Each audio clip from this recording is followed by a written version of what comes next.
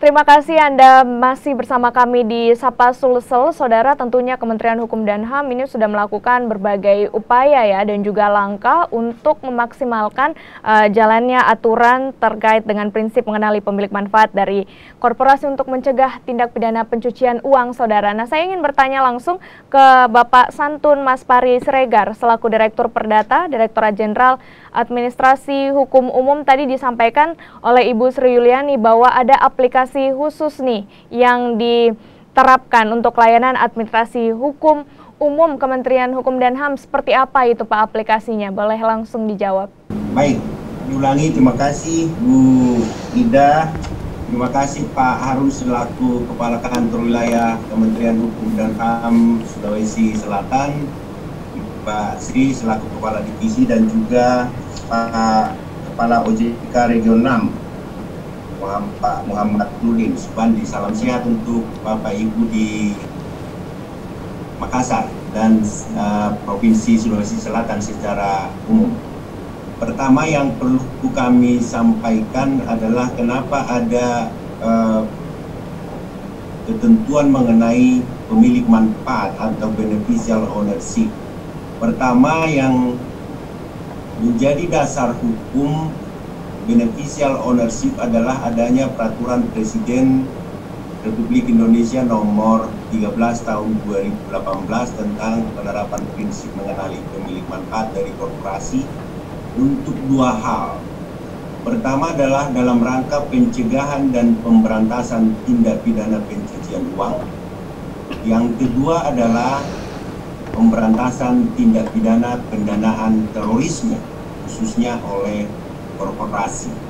Kemudian ketentuan peraturan presiden ini diimplementasikan oleh Kementerian Hukum dan HAM, dalam hal ini Direktorat Jenderal Administrasi Umum, melalui Peraturan Menteri Hukum dan HAM nomor 15 tahun 2019 tentang tata cara pelaksanaan penerapan prinsip mengenali pemilik manfaat dari korporasi.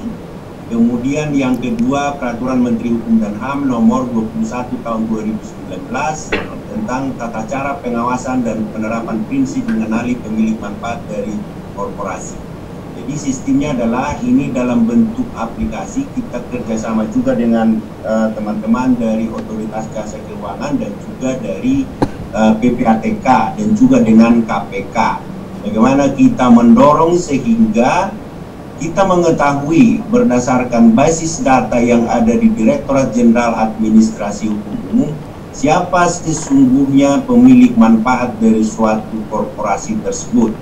Tadi Pak Kakanul sudah menyinggung, memberikan pembukaan di awal bahwa untuk perseroan terbatas misalnya, kalau secara yuridis formal pemilik manfaatnya adalah siapa yang ada dalam akte selaku pemegang saham atau komisarisnya. Akan tetapi dalam praktek hukum yang terjadi, kita juga mengenal istilah hukum yang disebut dengan nomine. Jadi dia tidak tercatat atau tidak terlihat dalam akta, tetapi sebetulnya dialah yang mengendalikan dari korporasi tersebut. Tujuannya yang utama sekali lagi adalah pemberantasan tindak pidana pencucian uang, dan yang kedua adalah pemberantasan tindak pidana pendanaan terorisme. Begitu, baik. Baik, berarti ini memang ya sengaja aturan ini diterbitkan ya untuk mencegah pencucian uang ataupun juga pendanaan terorisme. Tadi dikatakan bahwa Kemenkumham juga bekerja sama dengan BPATK dan juga Otoritas Jasa Keuangan. Saya ingin ke Bapak Muhammad Nurdin Subandi selaku Kepala Otoritas Jasa Keuangan Regional 6 Sulampua. Bagaimana tanggapan Anda dengan adanya aturan ini dan seperti apa peran serta OJK dalam memaksimalkan aturan ini berjalan dengan baik untuk pemilik manfaat? Silakan Bapak. Terima kasih Pak Ida. Tadi disampaikan oleh Pak Direktur Perdata dan juga oleh Pak pimpinan Kanwil bahwa untuk APU PPT memang ada peran OJK di situ. Karena di dalam Undang-Undang Nomor 8, OJK mendapatkan mandat untuk melakukan pengawasan dan penerapan program APBT yang berdasarkan Undang-Undang Nomor 8 Tahun 2010 tentang pencegahan dan pemberantasan tindak pidana pencucian uang atau TPPU. Di dalam pasal 18 ayat 1 dan ayat 4 disebutkan bahwa Lembaga Pengawas dan Pengatur atau LPP menetapkan ketentuan prinsip mengenali jasa atau nasabah dan melaksanakan pengawasan kepatuhan pihak pelapor dalam menerapkan prinsip mengenali nasabah. Kemudian di dalam pasal 41 disebutkan bahwa pengawasan kepatuhan atas kewajiban pelaporan bagi pihak pelapor dilakukan oleh LPP dan atau PPATK seperti disampaikan dari Pak Direktur. Selain itu, juga berdasarkan Undang-Undang Nomor 9 Tahun 2013 tentang pencegahan dan pemberantasan tindak pidana pendanaan terorisme atau yang dikenal dengan TPPT, diatur bahwa LPP dalam hal ini Otoritas Jasa Keuangan menetapkan ketentuan prinsip mengenali penggunaan jasa keuangan tadi, termasuk pengguna jasa keuangan yang terkait tindak pidana pendanaan terorisme. Nah, ada pun ketentuan sebagai di mana diatur tersendiri di dalam oleh LPP dan wajib diterapkan oleh PJK dalam ini industri jasa keuangan. Di dalam pasal 14 juga disebutkan bahwa pengawasan kepatuhan lembaga jasa keuangan atas kewajiban pelaporan transaksi keuangan mencurigakan terkait pendanaan terorisme dilakukan oleh PPATK dan LPP yang berwenang. Demikian, Mbak Indah.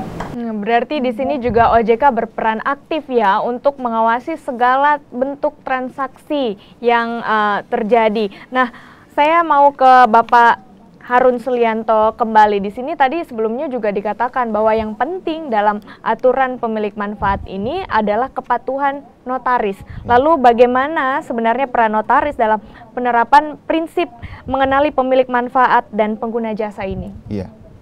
Di dalam PP 43 tahun 2015 bahwa notaris adalah salah satu pihak pelapor dalam pencegahan tindak pidana pencucian uang.